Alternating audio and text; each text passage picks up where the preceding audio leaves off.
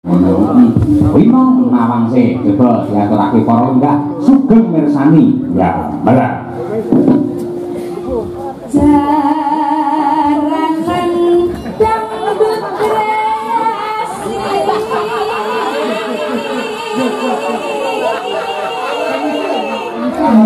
ini janji ayu suarane apik ning telmi orang ruangnya ngomong aku tuh tanpa nganggo bawa langsung bae.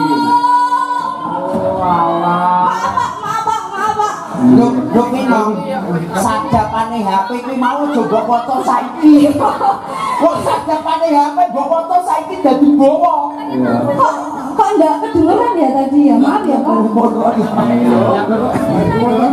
Ya wis apa-apa enggak. Enggak apa-apa wis, enggak sido nek ngojo kadung metu ora sido piye lah. Diterusne Pak G. Saiki sing lenggah bae sing menghakimi. Pripun dibawani mboten, Pak? Lho bawa kuwi lho wis diselamatkan. Diselamatkan. Iya. Iya, pikirane ya padha karo Mbak Elisa. Wis seprene randang untuk pacar. Bocah bermangan. Kita gede ya gede mengawake tok. lho, kula iki gede atine iki gede lho, Pak. Salah. Mas ayo. Kula boten atur ngomong. Lah napa? Wong jenengan cung persis kok. Ya dibatasi nang rawonan. Ayo. Sirku aku menghindari bawa kuwi mergo mau dhewe karo Mbak Elisa Smorondana. Ini ora apa-apa, cakepane kan beda. Beda ya sak melon. Mboten Pak, mboten niku. Tujune kowe karo buah ya seger paman karo buah kowe pace tak penging lho. Untung kuwi mau ya awakmu anggur. Ora dadak diubah dan dilek wae. Jarene ngawut anggur mau jane umbi. Ayo. Ngawut lan. Lha yo lek umbi ki anggur. Lah wong sing sakmene cilike wong tenggo pinggir dalan dipangati kan gene kuat to, Mas. Mending ge jamu wae lek wis sehat dolan anggur. Iya. Ya nak apa-apa saya. Ayo.